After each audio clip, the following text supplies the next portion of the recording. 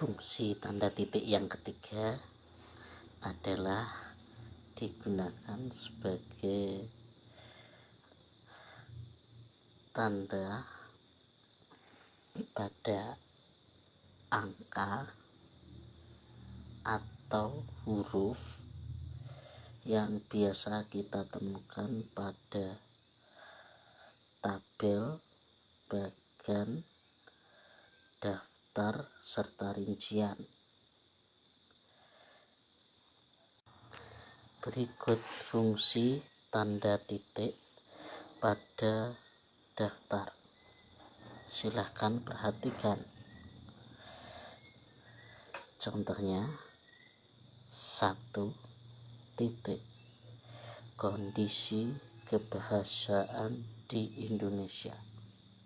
Nah, setelah angka 1 ini termasuk kalimat daftar. Kemudian di bawahnya angka 1 ada kata A titik bahasa Indonesia. Kemudian bawahnya lagi ada 1 titik kedudukan, 2 titik fungsi.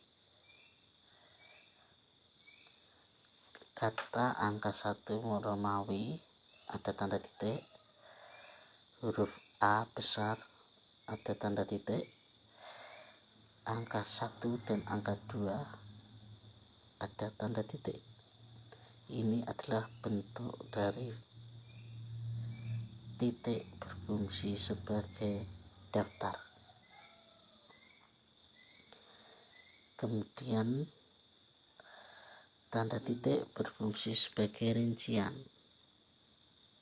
Bisa diperhatikan di bawahnya ada angka 1 Romawi titik patokan, 2 Romawi titik patokan khusus.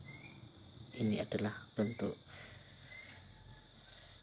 tanda titik berfungsi sebagai rincian. Artinya di sini patokan secara umum dan patokan secara khusus itu nanti perlu perincian atau beda.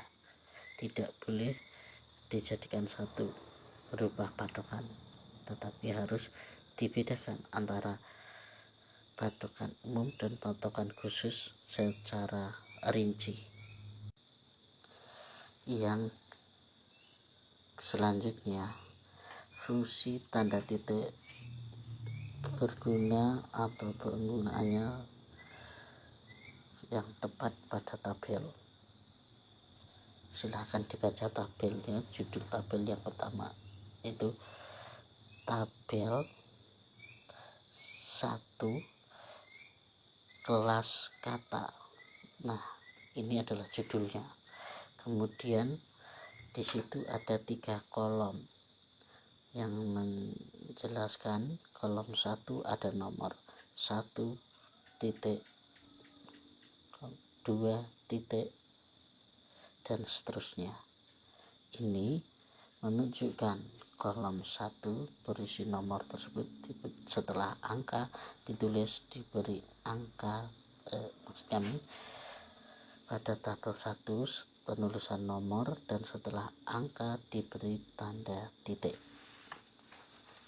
Beda pada kolom kedua dan kolom ketiga, kata kerja dan kata benda tidak memerlukan tanda titik.